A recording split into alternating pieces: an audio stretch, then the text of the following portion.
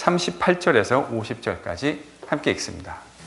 여러분 오늘 본문을 읽으셨는데 본문을 읽으시고 난 후에 문단 나누기를 그동안은 제가 이렇게 장절을 나눠드렸었잖아요, 주로. 근데 오늘 문단 나누기를 여러분이 한번 해보십시오. 제가 3분을 드리겠습니다. 지금부터 3분을 드릴 텐데 3분 동안 오늘 본문 38절에서 50절을 같이 읽었어요. 근데 여러분이 눈으로 읽으시고 문단을 어떻게 나눌 수 있을까를 한번 나누어 보십시오. 이렇게 하는데 이유가 있습니다. 오늘 본문이 좀 어려워요. 왜 어렵냐면 이 본문 안에 있는 이야기의 내적인 통일성을 찾아내는 것이 되게 어렵습니다. 실제로 마가복음을 연구하는 신약학자들이 이 9장 38절 이하에서 50절까지 이 안에 있는 스토리가 지금 흘러가고 있는데, 지금 저희들이 계속해서 마가복음의 스토리를 나름대로 연결시켜서 읽어왔잖아요. 그렇죠? 근데 오늘 본문을 보면 이 스토리가 도대체 뭐를 중심으로, 어떤 이야기를 중심으로 하나로 연결되고 있는가 하는 것을 이야기하는 것이 그다지 녹록해 보이지 않습니다. 특별히 여러분 41절 이하에 나오는 이야기하고 그 앞에 나오는 이야기, 또 49절과 그 뒤에 나오는 이야기, 이 이야기가 서로 그냥 독립적인 이야기를 그냥 이렇게 갖다 놓은 것 같은 느낌이 들어요. 여러분 한번 다시 한번 잘 읽어보시고 문단 나누기를 한번 해보겠습니다. 문단 나누기. 지금부터 3분을 드리겠습니다. 네, 시간이 이제 거의 다 돼 가는데요. 문단 나누기 한번 해볼까요?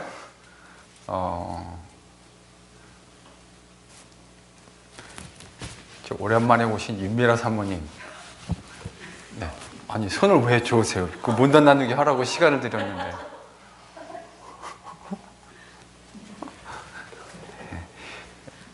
네, 성경 공부 시간에 정신을 바짝 차리지 않으면.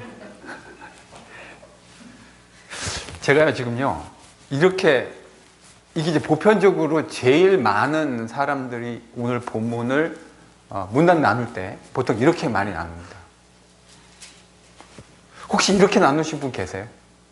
그러니까 40절까지 하시는 분도 있고 41절까지를 한 단락으로 나누시는 분도 있어요. 그럴 경우에 40절까지 하면 41절, 42절이 또 한 단락이 되어지고 41절까지 하면 42절이 한 절로서 독립 단락으로 존재합니다. 그리고 43에서 49절, 그리고 50절. 이게 제가 확인한 마가복음 학자들, 신약학자들이 가장 많이 본문을 나눈 단락 구성입니다. 혹시 이렇게 하신 분 다시 한번 손 들어보실래요? 이렇게 하신, 그렇죠? 그럼 송강호 집사님, 이거 제목을, 소단락 제목 뭐로 잡으셨어요? 아, 그냥 단락만 이렇게 나누셨다고요? 우리 뭐 이거 비즈니스 하루 이틀 하는 것도 아니고 제목 다셔야죠. 집사님도 이렇게 다셨다 그랬죠? 제목 뭐로 다셨어요? 첫 번째 단락.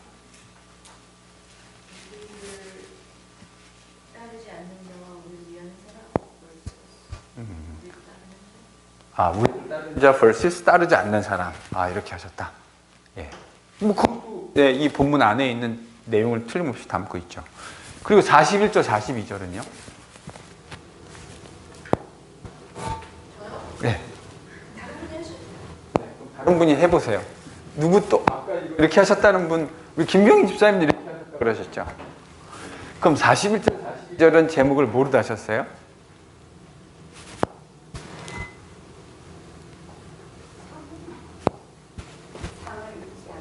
상을 잃지 않는다. 그 제일 많이 한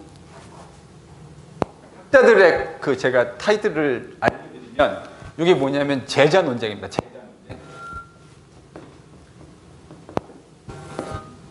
뭐 정답, 나 타이틀 다는 거에 정답이 어디 있겠습니까? 그리고 요 41, 42절은 이 이야기의 결론입니다. 결론, 요 이야기의 결론이고요. 그리고요, 49절은요? 이거 뭐로 제목을 달면 좋을까요? 43절, 49절 범죄와 결과요. 야, 이거 좀 무슨 영화 제목 같은데요? 범죄와 결과. 목사님 그럼 50절은 뭐로 다셨어요?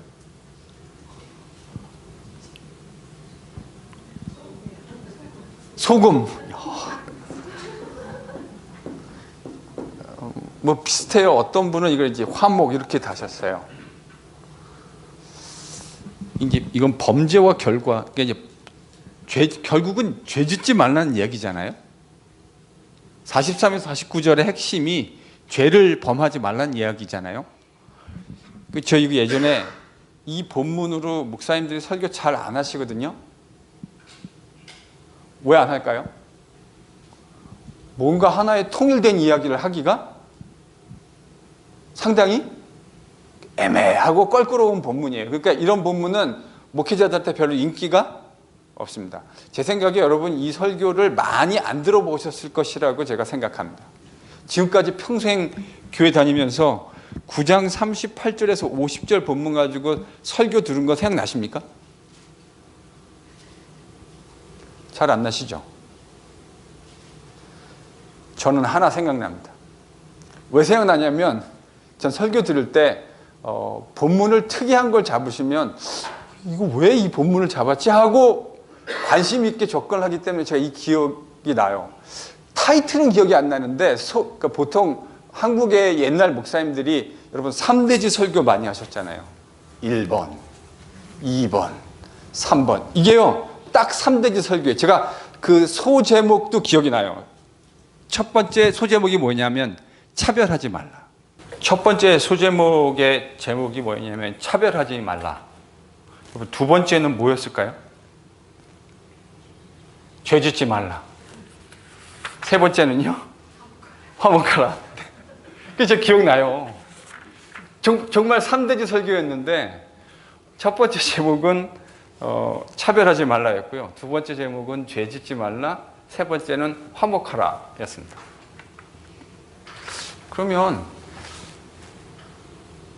차별하지 말라, 죄 짓지 말라, 화목하라라고 하는 게 그 목사님은 당연히 서로 아무런 관계, 어떤 관계가 있는지 설교에서 보여주지 않으셨어요. 그냥 그 제목을, 소제목을 가지고 나름대로의 예화를 들면서 차별하지 말아야 될 거에 대한 내용, 또 죄 짓지 말아야 되는 거에 대한 내용, 그 다음에 화목해야 되는 거에 대한 예화를 주로 이야기하시면서 설교를 구성하셨어요.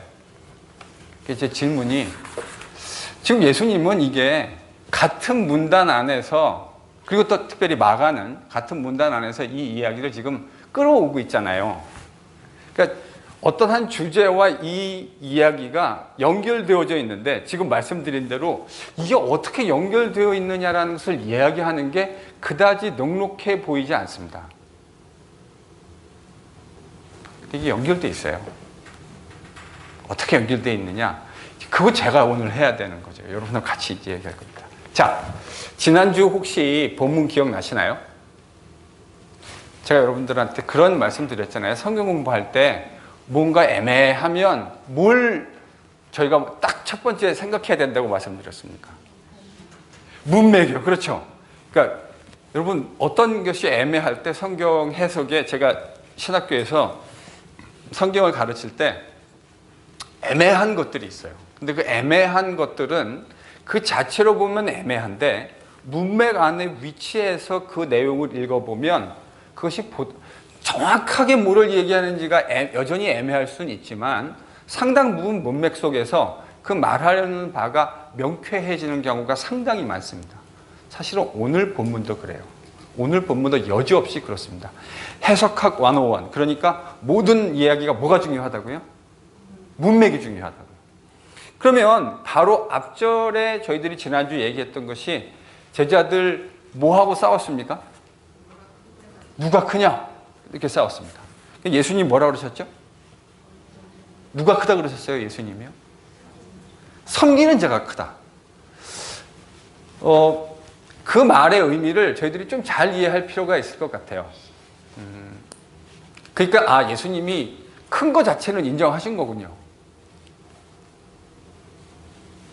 제자들이 누가 크다고 했기 때문에 서로 싸우고 그래서 예수님이 니들이 뭐 갖고 이야기했냐 그랬는데 말 못했잖아요.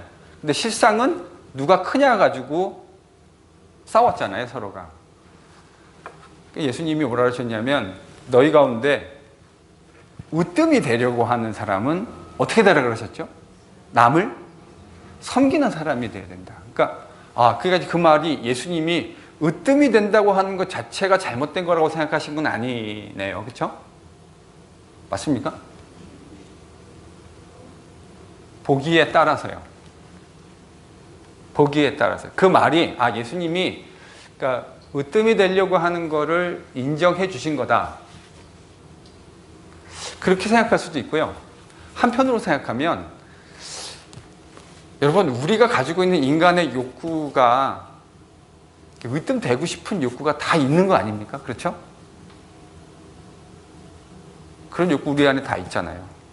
남보다 못하게 되는 것보다는 좋은 결과를 얻고 공부도 더 잘하게 되는 거를 다 누구나 기대하잖아요. 그래서 여러분들 예전에 공부 열심히 하셨을 거 아닙니까? 예수님의 말씀이 그 인간의 기본적인 욕구 자체를 부정했다고 보기는 어려울 것 같아요. 근데 저는 그 말이 그럼 과연 예수님이 그걸 다 인정해 주신 건가? 그거는 아닌 것 같아요. 왜냐하면 으뜸이 되려고 하는 욕구, 그걸 저희들이 아예 없애버릴 수 없으니까. 그런데 진정한 의미의 으뜸이 된다고 하는 것이 무엇이냐라고 하는 것을 새롭게 정의해 주셨죠. 그렇죠? 으뜸이 되려고 하면 뭐가 되라 그랬죠, 주님이요? 무사람을 섬기는 사람. 그러니까 그걸 요즘에 저희들이 그냥 쉽게 하는 말로 하면 종이 되라는 말입니다. 무사람의 종이 되어주라. 여러분 사실 이건 거의 혁명적인 가치관 아닙니까? 아니 세상에서 우리가 살고 있는 세상에서 으뜸이 되는데 종이 된다라는 건 이건 말이 안 되는 이야기죠. 그런데 예수님은 지금 예수님이 오셔가지고 무슨 나라 운동을 하고 계시죠? 하나님 나라 운동. 근데 하나님 나라는 지금 뭐와 대척점에 있는 겁니까? 세상에 있는 세상 나라 혹은 사탄의 나라. 사탄이 통치하고 있는 나라, 세상 나라. 그거와 대척점에 있는 거잖아요. 하나님 나라. 여러분 세상 나라의 통치 원리는 저희가 설명해 드리지 않아도 여러분 너무 잘 알고 계시죠. 그렇죠? 약육강식의 원리고 힘 있는 사람이 힘 없는 사람을 지배하는 원리. 그런데 여러분 하나님 나라 원리는 뭐죠? 하나님 나라, 지금까지 저희들이 같이 읽어온 마가복음에 따르면 하나님 나라 원리는 어떤 원리예요? 에베소서를 같이 연결시켜서 생각해 보십시오. 하나님 나라 원리 어떤 원리입니까? 힘을 가지고 힘을 써서 상대방을 굴복시켜서 내가 원하는 것을 이루어내는 원리가 아니라 샬롬의 나라? 샬롬의 나라라고 하려면 여러분 기본적으로 이 사탄이 통치하고 죄가 통치하는 나라에서는 누구의 태도가 변해야 되냐면 힘을 가지고 있는 사람의 태도가 변해야 됩니다. 그래서 힘 가지고 있는 사람이 힘을 가지지 않은 것처럼 되어야 하나님이 통치하는 나라. 그래서 그거를 가장 잘 보여주신 분이 누구예요? 하나님 나라의 첫 번째 시리즈, 하나님 나라의 왕이면서 하나님 나라의 유일한 의미에서 첫 번째 시리즈였던 예수님은 자신이 가지고 있는 힘을 사용하지 않으셨습니다. 그 힘을 가지고 뭐 하셨죠? 자기를 비워내셨잖아요. 그러니까 예수님은 이 땅에 오신 것 자체가 이미 비움이십니다. 그렇죠? 하나님이 인간이 되신 것 자체가 비움이고 예수님의 십자가는 그 비움의 끝에 있는 하이라이트예요. 최상급이에요. 하나님이신데 인간이 되셨고 인간이 되신 그 하나님이 이 세상에 샬롬의 나라를 가져오시기 위해서 죽으신 거예요. 그러니까 그게 지금 예수님이 보여주시려고 하는 하나님 나라의 핵심적인 가치관입니다. 근데 제자들은 지금 뭐 한다고 했습니까? 예수님 두 번째 예루살렘 올라가시면 죽는다고 했는데 제자들은 지금 뭐 했죠? 네가 크냐 내가 크냐 우리 팔뚝 한번 맞대보자 하고 서로 누가 큰지 겨루었습니다. 예수님이 지난 시간에 그래서 어린아이를 앞에다 놓고 누구든지 크려고 하는 사람은 이렇게 섬기는 사람이 돼야 된다. 그러니까 세상 나라의 가치는 자꾸 커지려고 하는데 예수님은 큰 것을 추구하는 것이 아닌 하나님 나라의 가치를 제자들에게 말씀해 주셨어요. 그리고 나서 오늘 본문이 등장하는 겁니다. 그러니까 이걸 저희들이 염두에 두고 본문을 읽어야 돼요. 자, 요한이 예수님께 이렇게 말합니다. 선생님, 우리를 따르지 않는 어떤 사람들이 있는데 가만히 봤더니 이 사람이 주님의 이름으로 귀신을 내어 쫓았습니다. 그래서 제가 가만히 딱 보니까 우리를 따르지 않는 것을 보고 너 하지 마, 이렇게 이야기했습니다. 이게 지금 요한이 한 이야기입니다. 예수님이 야, 금하지 말아라. 내 이름 의탁해서 귀신 쫓아내놓고 이런 능력을 행하고 나를 즉각적으로 비방할 사람 없다라고 말씀하시면서 요한의 행위를 금지시켰습니다. 그러니까 요한은 귀신 내어 쫓고 예수님을 쫓아오지 않는 사람을 금지시켰는데 예수님은 그런 행위를 금지시켰습니다. 그러시면서 이렇게 말씀하셨어요. 우리를 반대하지 않는 자는 우리를 위하는 자다. 문맥 속에서 이 말은 되게 명쾌하죠. 그렇죠? 제가 시간이 없어서 이걸 하진 않는데 요즘 혹시 노트를 한번 해놓으시죠. 마태복음 12장 30절을 읽으시면 예수님이 지금 하신 이야기와 정면으로 반대되는 듯한 이야기가 등장합니다. 거기 어떤 얘기가 나오냐면요.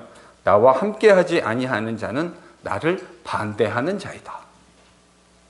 지금 오늘 본문에 하는 말하고 좀 이렇게 잘 맞지 않는 것 같아요. 제가 이거 설명 안 할 겁니다. 여러분이 한번 자습할 수 있는 기회를 드리려고요. 그걸 한번 읽어보시고 어떻게 이 이야기가 서로 배치가 되는데 어떻게 조화스럽게 이해할 수 있을까 한번 고민해 보십시오. 그리고 저한테 제가 다 해드리니까 때때로 이제 성도들에게 공부를 스스로 하실 수 있는 기회를 좀 드리려고요. 그래서 그 본문을 읽어보시고 이 이야기가 어떻게 컨트라딕터리하지 않게 이해할 수 있을까 한번 고민해 보십시오. 오늘 본문 안에서 이 이야기는 매우 분명합니다. 따라오지 않지만 그 사람의 행위를 금하지 말라. 왜냐하면 그 사람이 그런 능력을 행해놓고 예수님에 대해서 적대적으로 돌아설 거 아니다. 예수님 이 말씀이시잖아요. 제가 질문을 하나 하겠습니다. 지금 제자들은 왜 이 귀신 들린 사람, 귀신 쫓아내는 사람이 귀신 쫓아내는 일을 못하게 했을까요? 여러분 여기 지금 답이 있잖아요. 38절에 우리를 따르지 않으니까. 그러니까 우리를 따르면 괜찮은데 따르지 않으니까 귀신 쫓는 거 하면 안 된다. 이렇게 이야기했어요. 여러분 이게 무슨 말일까요? 예수님이 여러분 마가복음 저희들이 좀 오래됐죠? 3장 15절을 한번 펴보실까요?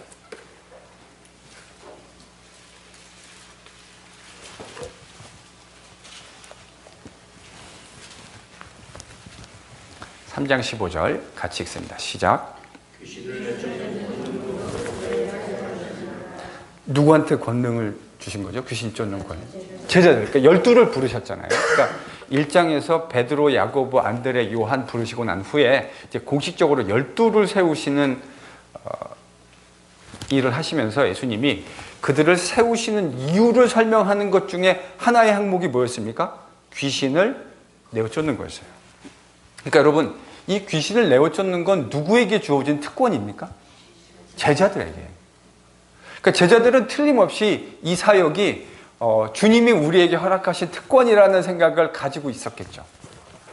여러분 학교 다닐 때 그런 거 있잖아요. 그러니까 뭐 학급에 무슨 어떤 임원이 되면 선생님이 뭐 부여하신 특권이 때때로 생기지 않습니까?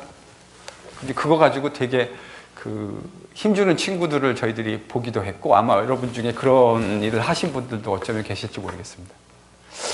내가 갖고 있는 특권이라는 생각을 가지고 있었던 거죠. 그런데 지금 이 사람이 그러니까 귀신을 내어 쫓는 사람은 예수님을 쫓아다니면서 예수님 측근에 있는 제자들만 누리는 특권이었잖아요.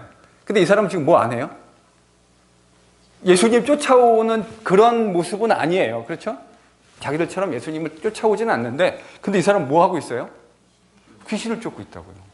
그러니까 이거는 제자들이 누리는 특권을 이 사람이 젊어 봐라, 따라오질 않으면서 특권은 누리네, 지금 이렇게 됐을 가능성이 충분히 있겠죠. 여러분, 히든 모티베이션은 뭘까요? 지금 제자 요한이 지금 이걸 금지시켰다고 했는데 이 사람이 요한이라는 것도 중요하고요. 요한이 이것을 금지시킨 마음속에 있는, 지금 표면적으로는 이거 원래 제자들에게, 예수님 쫓아오는 제자들에게 주신 거니까 이 사람 안 쫓아오니까 주님 그래서 제가 못하겠습니다, 지금 이렇게 말한 거거든요. 근데 실제 마음속에 있는 요한의 진짜 의도는 뭐였을까요? 저는 이게 표면적인 의도라고 보여지거든요. 진짜 동기요.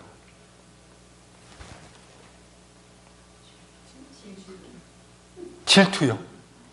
어떤 질투? 자기들은 앞에서 지금 못했는데 이 사람은 지금 하고 있잖아요. 여러분, 그것도 틀림없이 작용했을 거라고 생각합니다. 네, 좋은 지적입니다. 그러니까 문맥 속에서 제자들이 지금 못하고 있는데 이 사람은 쫓아오지도 않는 제자인데 지금 하고 있다고요. 그러니까 이제 그런 어떤 미묘한 생각이 틀림없이 작용했을 수 있을 것 같습니다. 또요.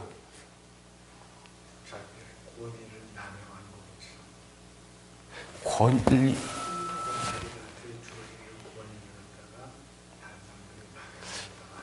일단 키워드는 진짜 좋은 것 같아요. 권위. 지금 제자들이 이 길을 가면서 누가 크냐고 싸웠잖아요. 바로 전달락에서. 그 이유가 뭐죠? 왜 싸운 거예요? 자기 기득권. 이 길을 올라가면 지금 12이 서로 말은 안 하고 있는데 다 알고 있는 거죠. 이거 올라가면 끝에 지금 논공 행상해야 된다.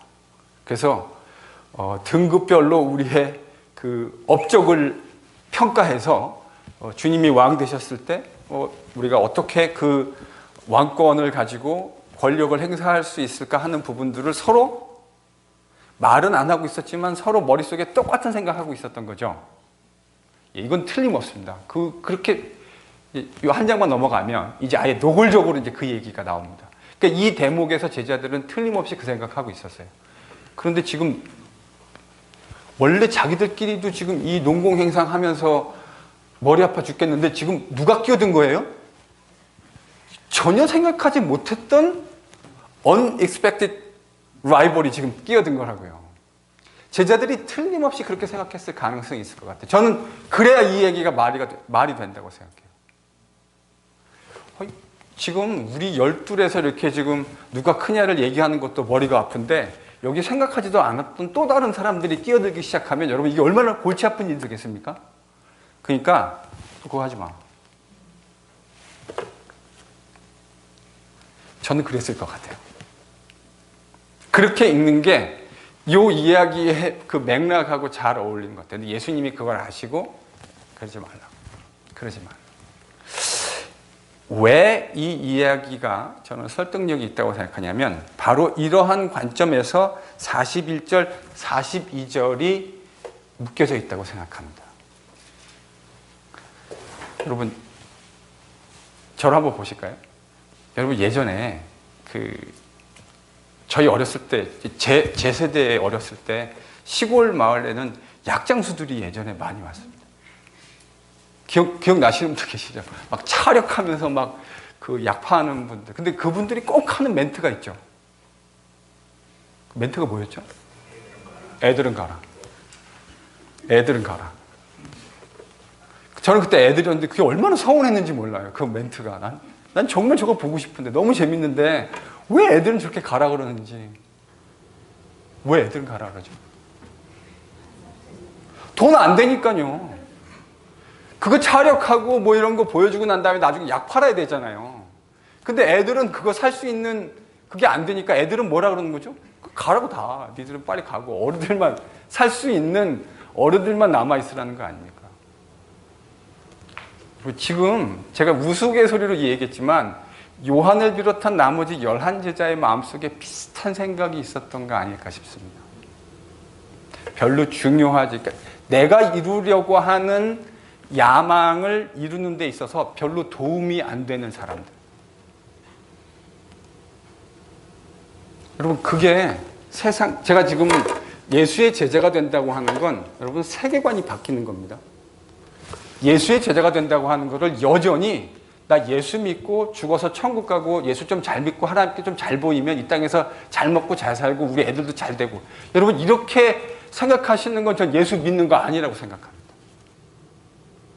그건 예수 믿는 거 아니에요. 여러분이 예수 믿는다고 착각하시는 거지 예수 믿는 거 아닙니다. 성경이 말하는 예수 믿는다는 건 예수님이 그리고 하나님이 나의 주인이 되었다고 하는 고백입니다. 전에는 왜 그게 예수 믿는 거 아니냐면요, 가만히 잘 생각해 보세요.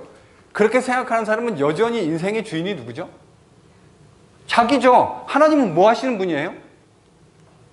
내가 원하는 거 그거 도와주셔가지고 잘 될 수 있게 해주는 게 하나님이시라고요. 여러분 그러면요, 그 자리에 하나님을 빼고 다른 우상이나 아무거나 갖다 끼워 넣어도 달라진 게 아무것도 없죠. 여러분 그거는요, 성경이 말하는 예수 그리스도의 제자가 됐다는 말의 의미가 아닙니다. 적어도 제가 읽는 성경에서는요, 그거를 기독교인이라고 말하지 않아요. 진짜 기독교인은 뭐죠? 주인이 바뀐 겁니다. 주인이 바뀌었다는 말은 세계관과 가치관이 바뀌었다는 말입니다. 전에는 내가 내 인생의 주인이었고 그래서 내가 원하는 대로 하고 하나님은 내가 원하는 거 도와주시면 되는 분이었는데, 진짜 기독교인이 됐다고 하는 건 바로 그 내가 왕자에 있던 자리에서 내가 내려오고 나를 디트론하고 우리 주님을 그 자리에 인트론 시키는 겁니다. 그래서 그분이 하시는 말이 이제 나한테 중요하고 그분이 무엇을 말씀하시냐가 나한테는 제일 중요한 일이 되는 거죠. 지금 여기 왜 앉아 계세요? 바로 그 일 때문에 앉아 계신 거 아닙니까? 주님이 진짜 원하시는 것이 무엇인지 말씀을 하나하나 잘 배워가면서 내가 그대로 순종하며 살겠다. 여러분 그 이유 때문에 앉아 계시는 줄로 믿습니다. 제자들은 자신들이 이루고 싶은 야망이 있었는데요, 지금 예수님은 그 야망을 걷어내고 하나님 나라의 가치관이 무엇인가를 제자들에게 심어주시려고 끊임없이 인내하시면서 말씀하십니다. 지금 처음이 아니잖아요. 같은 이야기를. 그러면서 예수님이 뭐라 그러냐면, 누구든지 너희가 그리스도에게 속한 자라 하여 물 한 것이라도 주면 내가 진실로 너희에게 이르노니 그가 상을 결단코 잃지 않을 것이다. 또 누구든지, 잘 보세요. 무슨 단어가 여러분 눈에 확 띄어야 되냐면 42절에서 어떤 단어가 눈에 확 들어오십니까?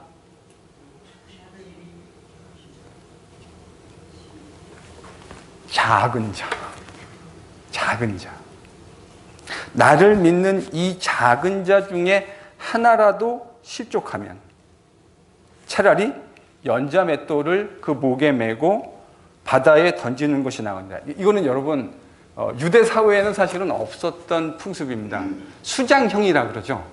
수장형. 그래서 사람을 사형시키는 방법 중에 하나가 뭐였냐면, 그 당시 그 그레코로만 사회에서 목에다가 무거운 거, 이거 조폭 영화에는 가끔 나옵니다. 이런 이야기가. 근데 일반 그 문명화된 사회에서는 더 이상 이런 잔인한 방법의 사형을 하지 않죠. 근데 이제 그레코로만 사회에서는 실제로 수장형이 있었어요. 그래서 사람 목에다 무거운 추 같은 것들을 메워서 이제 바다에 던져서 죽게 하는 이제 그런, 지금 그 얘기를 예수님이 지금 하고 계신 거거든요. 개념상. 근데 이제 하나 흥미로운 건, 그럼 이 연자맷돌 목에다가 그 매야 되는 사람이 작은 자입니까? 아니면 실족하게 하는 자입니까? 그러니까 예수님이 뭐라 그러냐면, 누구든지 나를 믿는 자들, 이 작은 자 중에 하나라도 실족하게 하면 차라리 연자맷돌 목에다 매어가지고 바다에 던져지는 것이 낫다. 이렇게 지금 말씀하셨거든요. 그러니까 이 연자맷돌, 제가 만약에 실족하게 하는 사람이고 우리 사라 집사님이 작은 자라 그러면 연자맷돌 누구한테 매야 되는 겁니까? 저를 매가지고 저를 바다에 던지는 겁니까? 아니면 실족할 수 있는 작은 자입니까? 아, 저예요? 저를 던져야 돼요? 아니, 그러니까 뭐 저는 중요한 거 아니죠. 누구죠? 실족하게 한 사람입니까? 아니면은 작은 자입니까? 여러분, 문법적으로는요, 이게 둘 다 될 수 있습니다. 문맥상. 그래서 이게 말하는 게 쉽지가 않아요. 근데 이제 우리 개역 개정이랑 상당수의 영어 버전은 실족을 하게 만드는 사람 목에다가 추를 끼워가지고 연자 맷돌로 이게 연자 방아라 했는데 이게 뭔지를 잘 몰라요.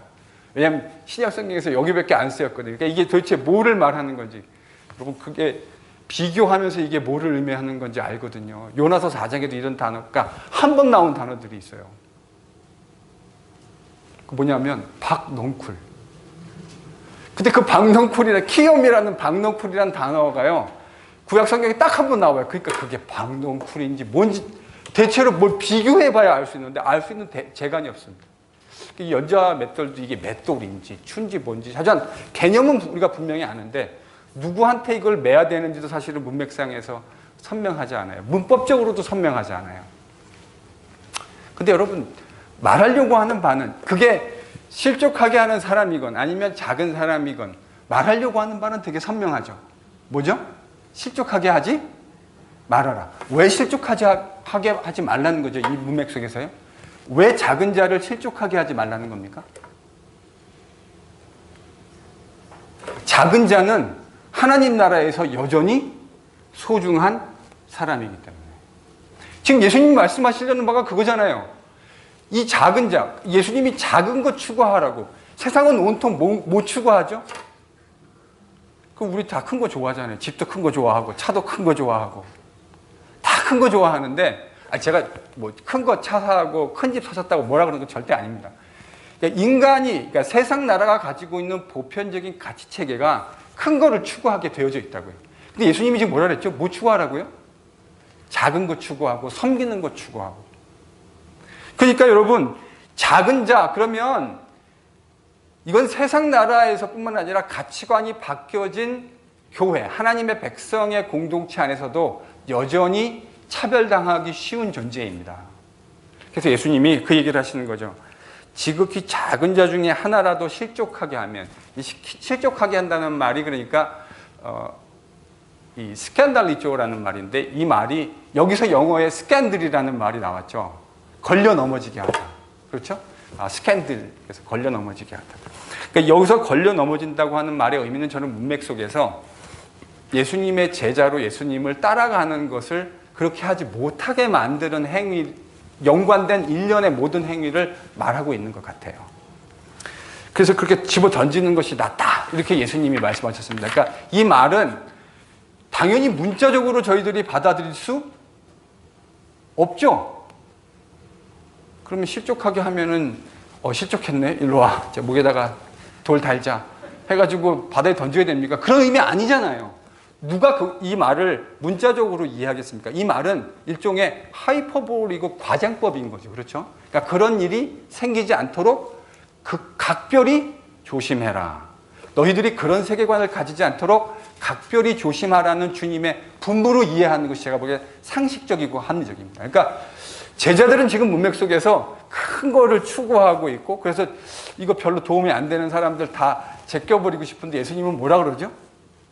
그런 사람들도 하나님 나라에서 여전히 소중한 사람들이다. 특별히 작은 사람일수록 소외되기 쉬운데 그런 일이 발생하지 않도록 너희들은 특별히 각별히 조심해라. 지금 예수님의 이런 분부입니다.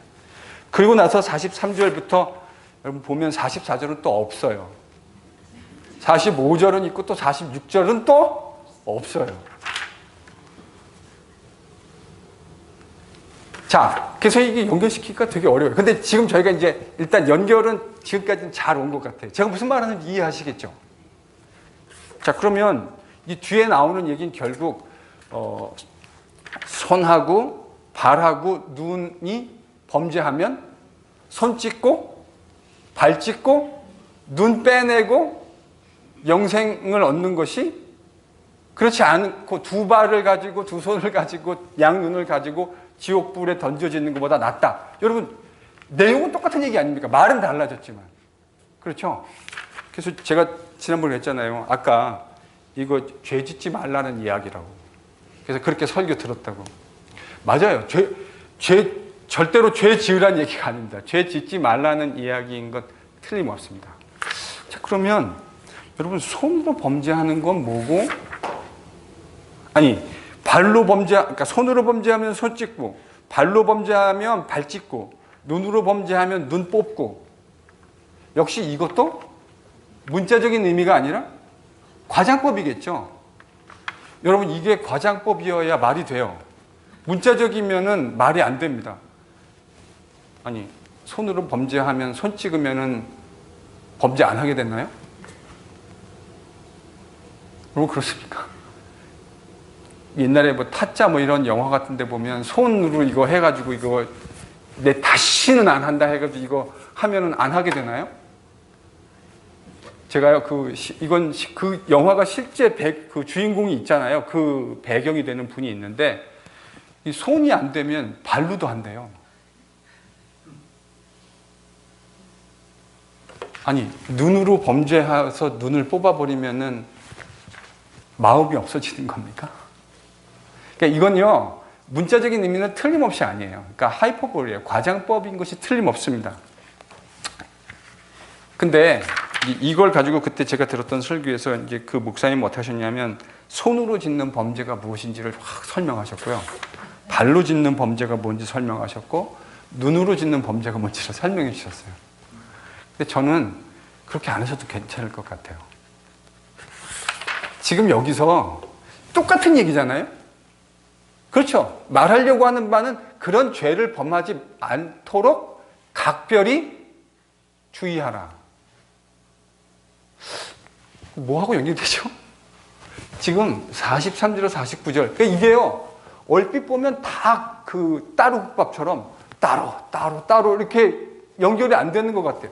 그런데요, 지금 예수님과 제자들 사이에 이 하나님 나라라고 하는 주제를 가지고 이 제자들이 어떤 생각을 하고 있었고 예수님은 뭘 가르쳐 주고 싶으신가라는 관점으로 보면 이게 연결이 돼요. 여러분, 43절에서 49절은 그러니까 뭐랑 딱 연결된다고 하는 것을 저희들이 알 수 있습니까? 본문에요.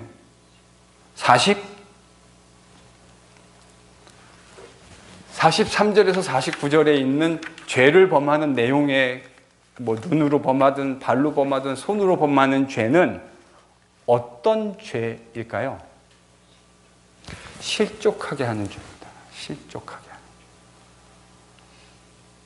죄. 그러니까요, 이게 지금 42절에 구체적인 항목들로 등장하고 있지만 실제로 이 모든 죄들은 딱 한 가지 죄를 포인팅하고 있는 거예요. 무슨 죄입니까?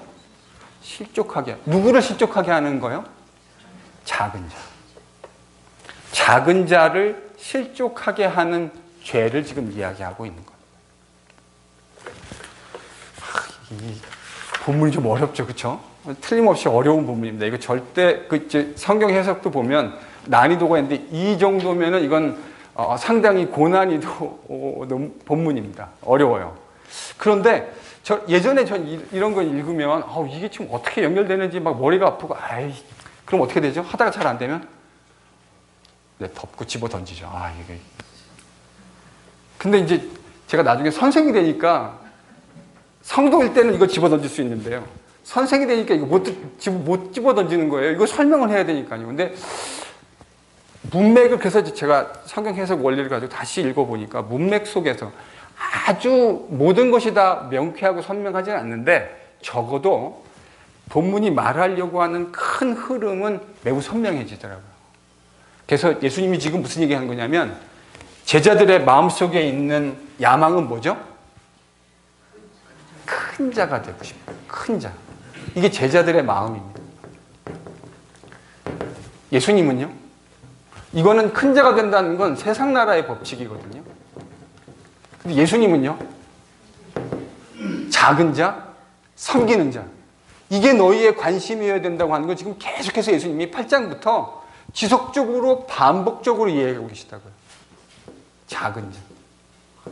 여러분, 이건 누구나 어떤 나라의 법칙입니까? 하나님 나라. 이제 저희들이 하나 해결해야 될 게 있는데 49절, 50절이에요. 이거는 거의 모든 마가복음 학자들이 정확하게 설명을 매끄럽게 설명 안 해요. 어떻게 보면 설명할 수 없어요. 왜냐하면 49절은 어떻게 끝났냐면 48절은 그 지옥, 게헨나가 뭔지를 설명하면서 끝난다고요.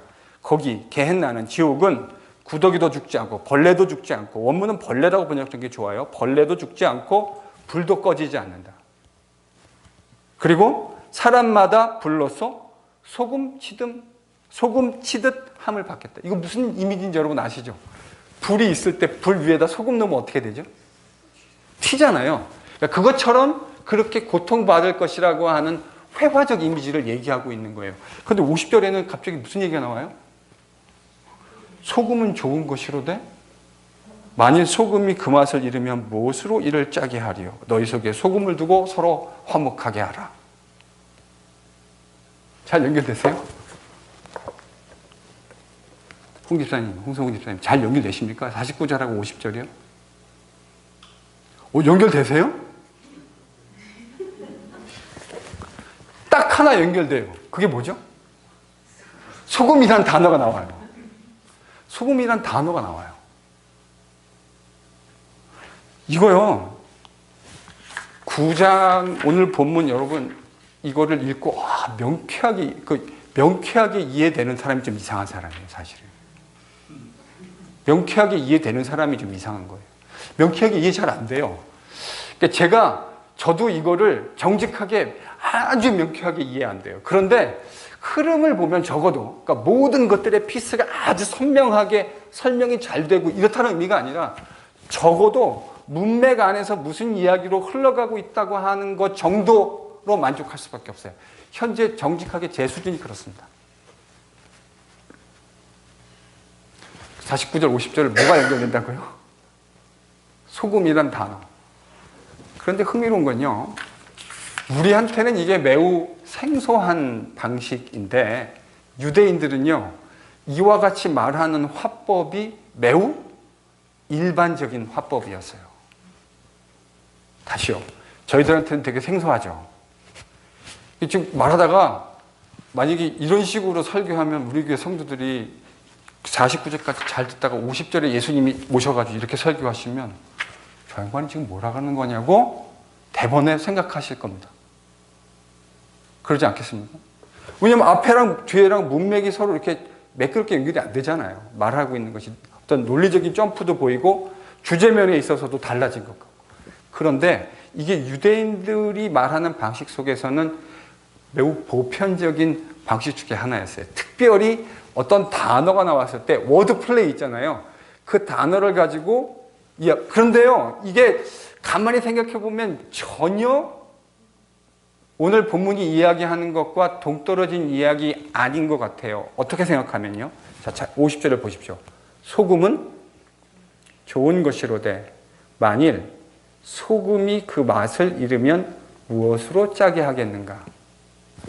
지금 예수님이 이 소금을 이야기하면서 49절에 나오는 소금은 심판의 의미를 담아내는 소금이었습니다. 틀림없습니다. 그렇죠? 소금이 불에 튀듯이 그렇게 지옥이 그럴 것이라고 하는 것을 얘기함으로써 소금이라는 소재가 지금 뭘 얘기하는 거냐면 틀림없이 지옥의 심판을 이야기하는 것이 맞습니다. 근데 50절에 오면 소금이 지옥의 심판을 얘기하는 것이 아닙니다. 더 이상 그렇지 않습니다. 그러면 이 소금은 지금 뭐를 얘기하는 거죠? 일단 소금이 누구를 어떤 대상을 지칭하는 것처럼 들리십니까? 제자. 이 소금이요. 제자를 얘기하고 있는 것 같아요. 그러니까 예수님이 지금 이 모든 이야기의 결론을 소금 이야기로 정리를 하고 계신데 왜냐하면 마지막에 무슨 얘기를 했기 때문에요? 소금이란 단어를 말씀하셨기 때문에 그래서 소금은 좋은 것이다. 여러분 고대 시대의 소금은 매우 값진 것이었습니다. 오늘날 소금은 뭐 그렇게 중요하지 않지만 고대 시대의 소금이라고 하는 건 매우 값진 것이었어요.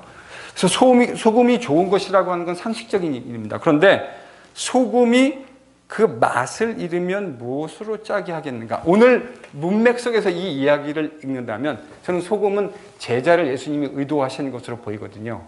그러면 그 맛을 잃어버린다라는 말은 저희들이 이 문맥 속에서 어떻게 이해하면 좋을까요?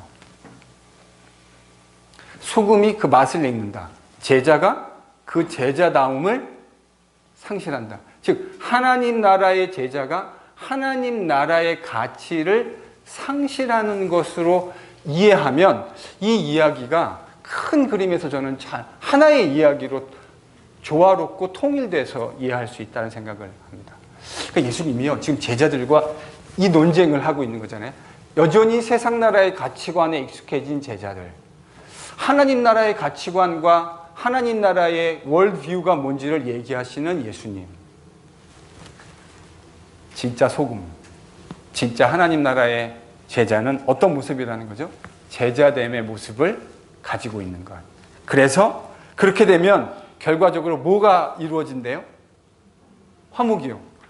여러분, 세상 나라의 가치관으로 지금 화목, 제가 에베소서에서도 여러분 이렇게 그래서요, 깊이 내려가면 성경의 아이디어들이, 개념들이 다 연결되고 있다는 것을 보게 되어집니다. 예수께서 오셔서 회복하신 게 뭐죠? 하나님과 인간 사이의 샬롬, 그리고 사람과 사람 사이의 샬롬. 지금 귀신 내어 쫓는 사람 쫓아냈습니다. 너 하지 마. 뭐가 깨졌죠? 샬롬이 깨졌죠. 아니, 그거 하다가 쫓아내지 못하게 된 사람은 요한복음 어떻게 써볼까요? 저게 예수님 측근에 있다고 나보고 저거 하지 말라 그랬어요. 여러분 이러지 않았겠습니까? 근데 그러니까 여러분, 세상 나라의 가치관으로 작동하는 곳에는 반드시 샬롬이 깨지는 일들이 생깁니다. 인플로이어가 인플로이드를 자기 하고 싶은 대로 막 시키잖아요. 지금 그래서 한국이 지금 난리 난 거 아닙니까? 우리나라 항공사들은 지금 완전 발칵 뒤집혔습니다. 대한항공도 그렇고 아시아나도 그렇고, 처음에 대한항공만 그런가 했는데 아시아나도 지금 요즘에 그 박삼구 회장인가요? 그분이 뭐 뻘짓을 많이 하셨더라고요. 그래가지고 그 직원들이 지금 막 온갖 매스컴에서 들고 일어나고 난리도 아닙니다. 왜 그럽니까? 힘 가지고 있는 사람이 힘을 자기를 찬양하고 자기를 원하는 대로 그 힘을 사용하니까, 그 힘을 상대적으로 더 적게 가지고 있는 사람들은 상실감을 느끼고 그 사이에서 샬롬이 깨어지는 거죠. 그런데 이 힘을 가지고 있는 사람이 그 힘을 사용하지 않고 자기를 비워서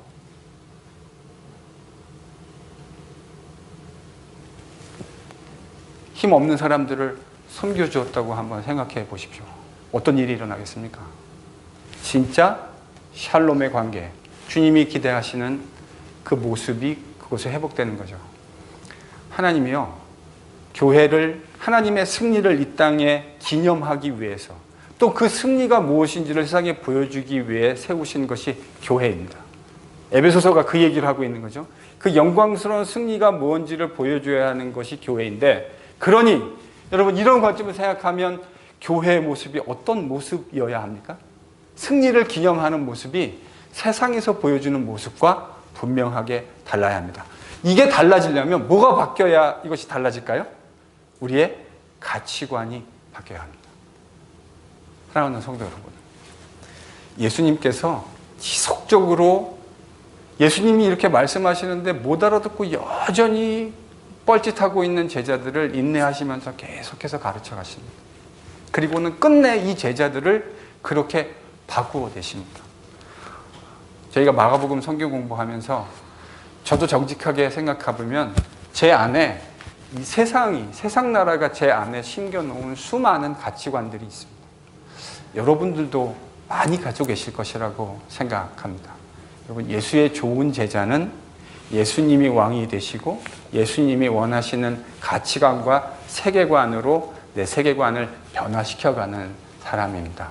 우리 NGPC, 우리 주님이 지금 말씀하시는 하나님 나라의 가치관, 작은 자를 소중하게 생각하는 가치관, 함께 변화되어져서, 여러분, 이렇게 변화되어지면 주님이 기뻐하시는 일들을 저희들이 감당할 수 있게 됩니다. 우리가 이 귀한 변화의 삶 함께 경험해 갈 수 있기를 예수님의 이름으로 축원합니다. 기도하겠습니다.